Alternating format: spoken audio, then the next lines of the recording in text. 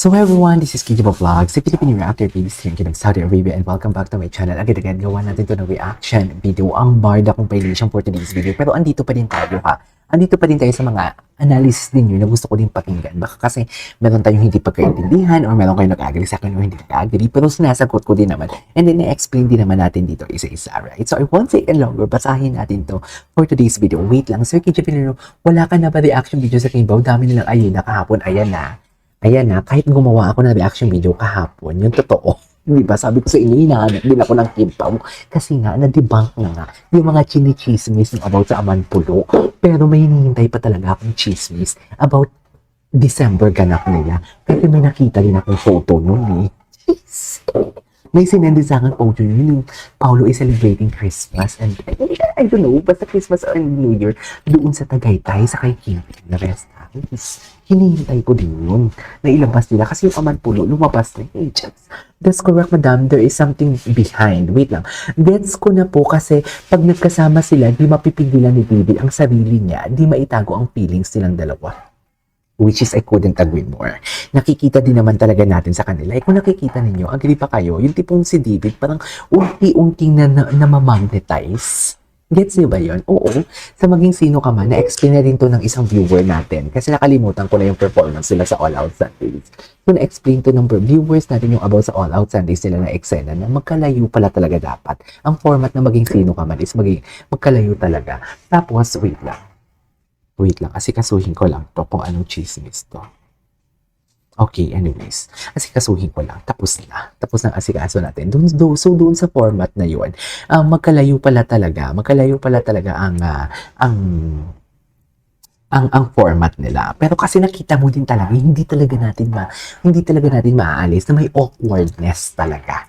'Di ba? Meron talagang awkwardness. Ako pinupunto ko talaga kahit kayo against sa pinaniwala ko. Pero yun kasi yung analysis ko eh. 'Di ba? As itao, sabihin na nating reactor ako or may platform ako or may YouTube account ako. Sariling opinion ko na lang as a normal na tao na walang platform na katulad ninyo. Yun kasi yung POV ko talaga. Meron talagang awkwardness doon sa McDo. Pero right after that, naka-build na siya ng rapport. Kasi alam mo bakit may awkwardness? Sinabi ko na sa inyo to, di ba? Yung mga chismis na lumalabas nga kay David, kaya naka-feel siya ng awkwardness. Kasi tao lang din naman siya eh. Di ba? Kahit ang sabihin mo, tao lang din talaga siya. Makakaramdam din talaga siya ng sakit, ng hiya, ng awkwardness. Lahat. Tao lang din naman talaga siya. Kaya intindihan natin yan. At hindi pa siya nagsasalita. He don't want to defend himself para matapos na lang din. Pero marami din kasi talagang mga mahihinan nila lang na naaapektuhan. Kaya tayong mga defender, tayo ang nagsasalita. Kaya tayong nag-explain, tayong naghihimay, tayong nag-iisa-isa ng mga bagay-bagay na dapat nating sabihin and maiintindihan para sa mga mahihinang nila lang na katulad nila. Anyways, so, eto na, wait lang. Get ko na po kasi sa KJ po, kung magkasama sila hindi mapipigilan ni David ang sarili niya. Hindi niya maitago ang feeling nilang dalawa. Actually, hindi niya talaga kayang maitago. Kasi diba, doon pa lang sa interview, kitang-kita mo na talaga, hala, bakit gano'n nagde-relapse si Ginoo? Ang ibig sabihin ng relapse, parang bigla kang naalala. Alam mo yung, for example, masaya ka, tapos bigla-bigla, parang may bigla kang naalala. Yun yung ibig sabihin ng relapse. Okay, correct ka dyan, Sir KJ. Yung padlock po na quote ni B, nag-comment po doon si Bea Benene. Ano po comment? Ang comment ata is nasa kanino yung susi. Basta, tapon susi. Basta, nag-reply si Barbie doon na tapon susi. So, ibig sabihin, tapon susi, hindi na malaman o hindi na makuha ng iba o hindi na mabubuksan ang puso niya kasi nakalock na. Something like that. Alam po ninyo, Sir KJ, hindi ninyo pinababay. Alam po ninyo, Sir KJ, buti hindi nyo pinabayaran Barda. Kung wala kayo, paano na kaya ang Barda? Hindi naman. Andiyan pa din naman yung Barda. It's just that marami lang nagpapalaganap ng fake news. I really hate fake news. Natalo tayo, o kami mga kakamping, natalo kami because of the fake news last 2000 election. Wala tayo sa politika, alam ko may mga kanya-kanya tayong pananaw, pero halata talaga na may pinalaganap silang fake news about kay Lena Robredo, especially Muka Uson. O asa na ngayon yung fake news peddler? Asa na ngayon si Mocha? Wala na. Wala na si Mocha. Di ba? Hindi na siya nakikitaan ng kung saan-saan. Kay Robin Padilla na naman siya dumidikit. Kasi number 1 senator si Robin at may possibility na tumakbong presidente. Ganun ba yon? So, lata talaga na fake news peddler. Kaya doon natuto ako na hindi pwedeng manahimik lang sa fake news peddler. dapat sampalin din natin sila ng mga facts and katotohanan. Kasi imagine natalo sa mga rally na yun. Because of the fake news, natalo ang kakamping sa election. Pero alam ko, may mga BBM dito, may mga DDS. Hindi ko sila pinupuksa. Pinupuksa ko dito is yung fake news peddler. Okay? Si Mocha Oswald. Kaya, I am really galit na galit ako sa fake news. Okay? And ayoko din matawag na fake news peddler and everything. Kasi alam nyo bakit? Kasi alam ko ang feeling ng nanloloko or niloloko ng isang fake news. Kasi minsan naloko na din ako eh. Di ba? Yung katulad kay Barbie. Di ba? Anyways, wait lang. Hello, hi KJ. Thanks for the update always. At tao din yan, one way or another, nasasaktan at nagsaselos din yan. Both of them are still affected. Okay?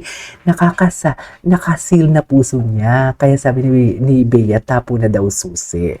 May tinatago siya KJ. Wait lang. Padlock itself may be an unbreakable commitment in a relationship for both couple. Somehow, it represents privacy or a liquid relationship between the two people who are genuinely in love. Feeling ko talaga, ChatGPT to. O, itatanong niyo, meaning of padlock in a relationship. Sa ChatGPT, lalabas yan.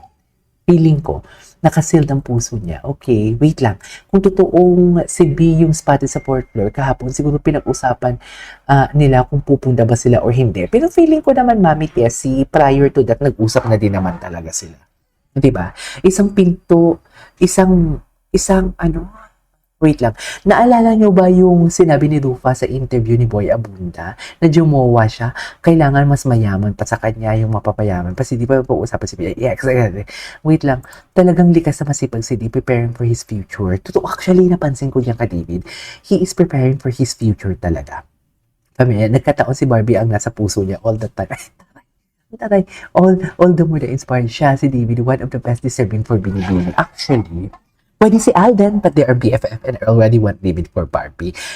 Okay.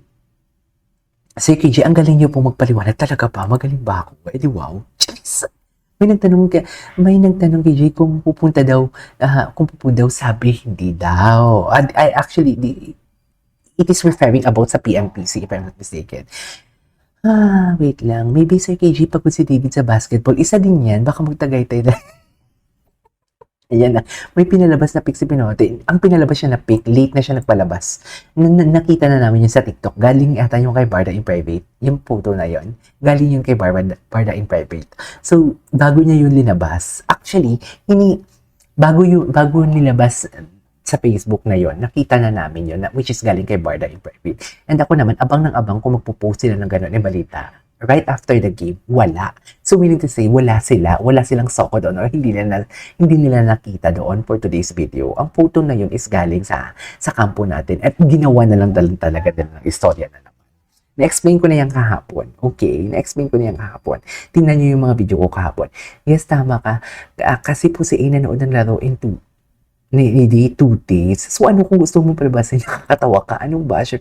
Diba? Ito malalaman mo talaga kung basher ka kasi ang iksi. Walang yung narrative. Alam mo yun?